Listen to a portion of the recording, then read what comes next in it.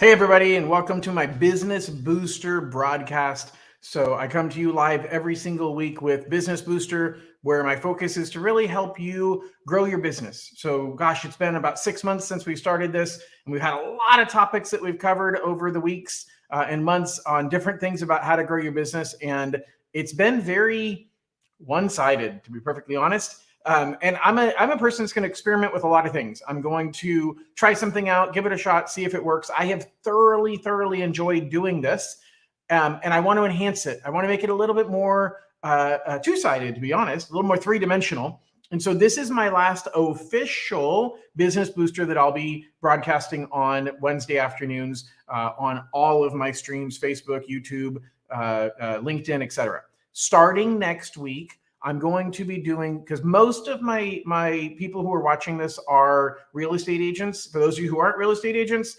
I'll down the road, I'm going to add something that's going to be similar we can do for other business professionals. But I'm going to add I've already created a Facebook group for sales and mortgage training for realtors. And we're going to do a bi-weekly Zoom call. So it's going to be on Wednesday afternoons, the second and fourth Wednesday of the month, and it's going to be same time, 1:30. And we're going to do a bi-weekly Zoom call where it's going to be more interactive and talk about challenges we're dealing with in sales and how to overcome them, sales strategies and tactics, tips and tricks. And we're also going to talk about mortgage stuff, ideas you need to know as a real estate agent to succeed in your business. So I really appreciate everybody having watched and given me ideas and joined. And I'm growing and enhancing what I'm trying to do and providing value. And I feel like that's going to help us kind of take this to the next level. So watch out for that. If you're a real estate agent, the link is right down here at the bottom. It's coming across. You'll see it kind of go right there right now. So join us, go to RSVP with John, and you can sign up. It'll take you to a link to a Facebook group, and you can become part of that group. Anyway, let's move on to our topic for today. Today, my topic is really about networking with your peers. Now, a lot of people have challenges with this, and they don't see the value in it, or they don't see the process of how to do it. And so I want to take a few minutes today and really talk to you about what's the purpose of networking with your peers and how you can actually gain value through that process. So first and foremost, one of the biggest worries about networking with our peers is, look, I know that I can learn a lot of things from the people in my industry, but I don't want to give them my secret sauce, and they're not going to give me their secret sauce. And I get that concern. The first thing I'll say about that, though, is that that's a scarcity mindset. Now, what do I mean when I say a scarcity mindset? A scarcity mindset says, look, there are only 5 clients out there. There's a limited number of clients that are out there, and all of us in the industry, all of us real estate agents, all of us financial planners, we're all attacking those same five clients. Well, that's a scarcity mindset that says, look, if I teach the guy next door how I help show my value to someone, then that neighbor, that peer is going to steal my idea. They're going to use it against me, and they're going to get one of those 5 clients, and therefore their gain is my loss. We think of it like a zero-sum game. Okay, no different than negotiation. In negotiation, most people think negotiation is a zero-sum game. And it says, hey, there's only so much pie to go around. And if you have a pie, let's think about Thanksgiving, and there's a pie and it's only so big. And if one person eats half the pie and the second person eats a quarter of the pie, there's only 1/4 of the pie left for everybody else. And so to negotiate, if everybody else wants more than a quarter of a pie, you've got to convince the first person not to eat their half and the second person not to eat that quarter, or there's no pie left over. That's a zero-sum game. One person's gain is another person's loss. But in learning and in business, we aren't dealing with a zero-sum game. We're dealing with the concept of a rising tide floats all boats. So if one person is making the tide go in, all of the boats are going up at the same time. But you have to shift from that scarcity mindset to an abundance mindset. That's a critical way of thinking that says, look, if I'm in a scarcity mindset, then I'm going to be worried about controlling what I show other people. Well, guess what? Your peers are going to get your secret sauce anyway. Because if you're right, and if there's a scarce number of potential clients, then when you present to that potential client and they present to that potential client, a good competitor, a good peer is going to figure out what you did. They're going to call the client back when the client says, hey, I picked the other guy. And they're going to call him back and say, do you mind if I ask what it is that made you pick them? Yeah, they did this and they did this and they did this. Guess what? They just got your secret sauce. Your secret sauce, it is not a secret, okay? Here's the key thinking about secret sauce. And I hate to say this the way it's going to come across. I've got about 8-9 people watching this live right now. Of you 9 people that are watching this live right now, 1 or 2 of you are actually going to take what I say and do it. The rest of you are going to say, well, that's a good idea. I'll get to it someday. That's not for me. It's not a good time for me. That won't work in my business. All of this negative self-talk. So when you have someone who has taught you something you should do in your business, half the time, 80% of the time, you never implement what somebody taught you. It's the sad truth about being an entrepreneur. So if you're so worried about somebody else stealing your idea, the truth is they're not going to steal it. Very few people are actually going to use the information that you've shared with them. But if you freely give your ideas, they will freely give theirs, or they'll be more likely to freely give theirs. So share your secret sauce, because the truth is there is no original ideas in sales.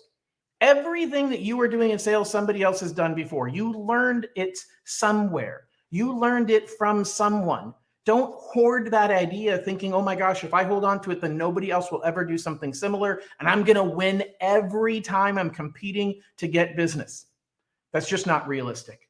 So don't think about your secret sauce as being your secret. Think about it as being your special sauce. This is what I do that's special. This is how I take care of my clients. This is how I convert someone who's on the fence and help them to make a decision. The chances of you actually competing head to head with that peer is slim to none. So don't freak out and think, oh my gosh, I can't do this. I can't share this information. So let's talk about some ways that you can network with your peers. So the first thing is leverage your office. How can you leverage your office? Well, most sales environments, you have weekly or regular office meetings. So you want to, if your team doesn't do it already, bring up the idea of, hey, let's share some ideas of what we're doing, strategies and struggles, and share from each person's perspective, maybe a win. In the mortgage world, in our branch, we often will say, hey, let's share a success of something that we learned or an issue we overcame. So we can share, hey, oh, by the way, I had this problem. Like literally, I'll tell you today, I had a client who wanted to buy a property, but the property had a property with a home on it. Right next door was a piece of bare land, and the seller owned both, and they wanted to sell both of them. And they thought they needed to get 2 loans, and they needed to get a loan for the property with a home on it and a loan for the property with the bare land. Well, I knew from a long time ago that Fannie Mae had a rule, and that rule says that if those 2 properties are contiguous or connected, and only one of the pieces, one of the parcels has a home on it, and the other one's bare land or just a garage or something else, then you can do a regular conventional loan. Now, that might be secret sauce that I shouldn't be announcing on the internet right now, because one of you 12 people that are watching right now might be one of my competitors. Or you might be a realtor that doesn't work with me. By the way, if you don't work with me, go ahead and hang up now. But you might be a realtor who doesn't work with me, but you're going to take that knowledge and you're going to give it to your lender. And if I would have just hoarded that information, then I wouldn't have the opportunity to get that deal. If I didn't tell you that information, when somebody comes to you and says, hey, I have a situation like this, you're going to say, oh, that can't be done. Because most realtors, most loan officers think it can't be done, that you have to go get a separate land loan. But I can loan on land as long as it's connected to a property that has a house on it, that I'm loaning on the house at the same time, and I do one loan across the whole thing. That is an example of secret sauce. That's an example of something that at our next branch meeting, I'm going to share. Hey, I don't know if any of you guys know this. I knew it from years ago, but it happened to come up and it jogged my memory. This is a rule. This is allowed. If you ever come across it, this is something that we're allowed to do as a conventional loan. So share within your office. Think about the client circumstances. Literally, if you were the realtor that I just shared that information with today, that realtor should go to their next office meeting and share that knowledge and say, by the way, if you're not using John King, use John King. Maybe they're going to say that, maybe they're not. Love for them to. But the point is, you can share within your office and you can get a lot of traction. You can get a lot of knowledge, but be willing to give. Okay, give freely. Zig Ziglar said, you can accomplish anything that you want in life as long as you help enough other people accomplish what they want. Well, that concept can be loosely translated here. You can learn anything you want if you just teach enough other people what they need to learn. So give freely of what you know. The chances that it's going to cost you a deal are slim to none, but the chances that you receive positive news, new information back that you can implement in your business is exponential. It's huge. That's what you're looking for. Have the abundance mindset. Don't have the scarcity mindset. So here's another thing you could do. You can join what's called a mastermind group. So I've done some mastermind groups in the past. I don't have any going on right now. Kind of what I'm doing with the realtor thing. You'll see it pop up right down here at the bottom. If you're a realtor watching, starting next week, we're going to be doing bi-weekly Zoom meetings with sales and mortgage training for realtors. So you can click the link or RSVP with John and go sign up for that link. But that is kind of a mastermind group. Penny says she loves this idea. Penny, which idea do you love? I am glad that you love the idea. I'd love to know which idea it is that you're talking about that you love. So I'll go back to what I was talking about, and then we can talk a little bit more. So what is a mastermind group? That is a group of like-minded people that are in your industry, people that are dealing with the same things that you're dealing with. They may or may not be in your office, but they're people that are people you trust, people that they trust you, you trust them, and you can get together on a monthly basis. You can get together on a bi-weekly basis. Penny says she loves the idea of helping each other. I agree, Penny. And there's so many ways that we can do that. And thank you for sharing. So the mastermind group, you get together and you have a simple agenda. And you're basically saying, hey, let's start with what are the wins that we've had. So everybody goes around the room and shares one win of a success or a challenge that they overcame since our last meeting. And then the second thing that you do is you go around and you say, what are the challenges you're dealing with? What is your frustration? What is something that you had a problem with since our last meeting? And the entire group helps brainstorm to overcome that challenge. I had a challenge with a client that I met at an open house and everything seemed great. And then we went to write the offer and they said, oh, my sister is a realtor and I'm going to use her instead. Well, how do you overcome that? First of all, I don't know, marry their brother and become their sister-in-law. And I don't know, but I bet somebody in the room might've dealt with it before. And so having a mastermind group that you can meet with regularly can give you some really, really good insight. And again, the same thing, rising tide floats all boats. So the more that you're helping each other, the more they're helping you, the more each of you are growing your businesses together. So mastermind groups are a very, very good way to do peer networking. And I've had great success helping to run those mastermind groups because it's good to have somebody who's outside of the industry who can give, but related, that can give some perspective. So that's something that I may end up doing in the future, but I'm not diving into that part right now. I want to really master the things that I'm implementing. And that's another thing, just as a side note, don't try and do too much at the same time. The example of me doing this Business Booster broadcast for the last 6 months, I implemented it. I'm doing my Financial Fridays. I'm continuing the Financial Fridays, but I gave it a good amount of time to figure out, hey, is this really what I want it to do? And I think it's been going great, but I want to implement and then iterate. Implement and then iterate. Don't try and figure out how to make something perfect. First, just do it, then iterate or change it and experiment with different ideas. All right. So industry events, that's another really big one. I go to probably 1 to 2 industry events a year. And a lot of industry events are time spent in the meeting room. So you're there from 8 o'clock in the morning until 5 o'clock at night. You're in presentations, all that stuff. You get done at night, and then what do? Do you spend your breakfast, lunch, and dinner by yourself in your room? Do you spend it hanging out with the people that came with you that you know already? Or do you spend that valuable time meeting new people and picking their brain? That's what I do. As a matter of fact, I typically will hang out in the lobby until 9, 10, 11 o'clock at night. talking to my peers, and here's my secret sauce. You ready for my secret sauce? I go to every industry event with an idea of what I want to get from my peers.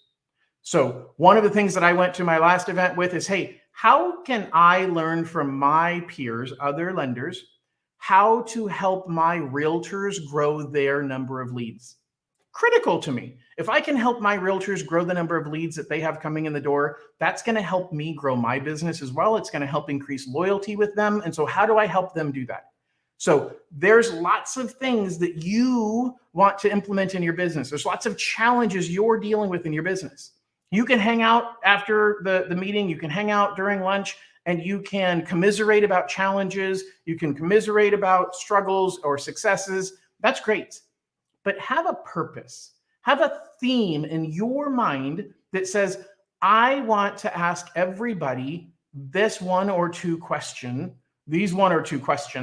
while I am at this event. Because if you go with a purpose, if you go with a question that you want to get answered, it may be completely unrelated to the theme of the event. But I'll bet if you're dealing with it, some of your peers are dealing with it, some of your peers have solved it. That's what's critical, is using these types of events to really drive value back to you. But make sure you're doing the same thing and giving value to other people, because it's not about receiving and taking and being a time sucker and an attention sucker. It's about asking them, hey, what are you struggling with in your business? Maybe I can help. Give back as much as you take. Okay. You want to leave somebody better than the way that you found them. And at these events, you could be the difference between somebody that was about to quit the industry and them succeeding and moving to the next level. You all have achieved significant success in your own ways in your industry, and we forget that. Sometimes we're around peers who are just so much better than we are, and we feel an inferiority complex. We feel a bit of imposter syndrome. If you don't know what imposter syndrome is, it is feeling like I'm not as good as what people think I am. Imposter syndrome comes in when I'm sitting here presenting to people and I'm talking about all of these things. In the back of my mind, I'm like, man, these people, if they only knew how disorganized I was, if they only knew how many challenges I have in my business, guess what? We are all disorganized. We all have challenges in our business, but we're waking up every single day and we're tackling them, and that is success. And so when you go to industry events, remember, you have as much to give as you have to receive, but make sure that you're giving.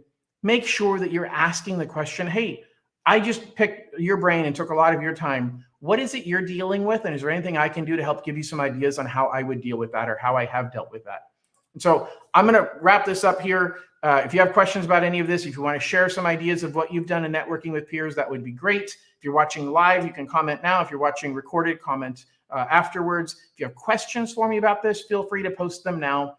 But here's the real thing I want to point out.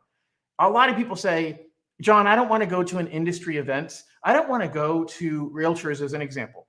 I don't want to go to a picnic for my local association of realtors because all there is realtors, and I don't get referrals from realtors that are in my neighborhood.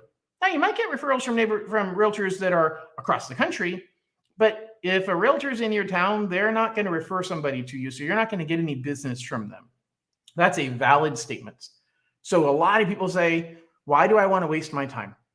And the key is because you have the opportunity to A, gain insight if you go to that event with a question you want to ask some people, and B, you have an opportunity to change somebody's life. You have an opportunity to impact somebody that you may never even know that you impacted them. I was taught this when I went into a coaching clinic when I was coaching my son's baseball team.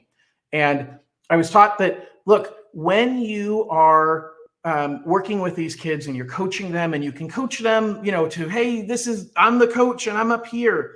But they said the number one most impactful thing you can do when coaching a child is to get on a knee, get down to their level, and talk to them about what they did and how great it was that they did something really, really well during that game, during that practice, and how happy you are with the progress that they're making. They said this, you have no idea whether you are the one person That child is going to, I'm getting chills when I think about this. You have no idea if you are the one person that child is going to think about when they get to be an adult, when they're a teenager and they're looking back at their early years and their formative years, and they're thinking about things that matter to them. We all have that teacher. We all have that coach. The truth is, we all have that person as a mentor in our business. You have the opportunity to change somebody's life. Whether we're talking about a 5-year-old or we're talking about a 25-year-old and they're trying to grow their business, if you've achieved success, you have an obligation to help give somebody else that same knowledge, that same opportunity. So don't hold back your secret sauce and think, man, I'm doing something for myself because I've got my secret sauce and I'm not going to share it with anybody else. I'll bet you $20 that secret sauce was not your original idea. So you don't have the rights to hold on to that idea and keep that from somebody else learning what you learned. Somebody gave you that gift and you have a responsibility to pass that gift on to somebody else. That doesn't mean you need to be a mentor. That doesn't mean you need to spend a lot of time, but it means when you have the chance to impact somebody's life, take the chance. Say something. Tell them how they made you feel. Tell them how proud you are of them. Give them an idea of how to solve their problem. Be the difference in somebody else's life. Somebody else did it for you. And if you follow what I'm talking about here, you have the opportunity to continue to have some people do that in your life by looking to your peers for ideas to solve your problems. But you have to be willing to give as much or more than what you get. Guys and gals, I really appreciate you joining me today. By the way, if you're anywhere in the Roseville area, I am doing my grand opening today at 4 o'clock. So if you're in driving distance, you want to come by, have some hors d'oeuvres and a beer or some champagne, we're going to be there from 4 to 6 o'clock tonight. If you need the address, it's on my website, johnloneking.com. I really appreciate all of you joining me. For the realtors that are watching, make sure that you join my mastermind group that I'm going to be starting next week with biweekly Zoom calls. Thank you guys for a wonderful conversation. Penny, thanks for sharing. And I hope everybody has a great day. We'll talk to y'all soon. Bye-bye.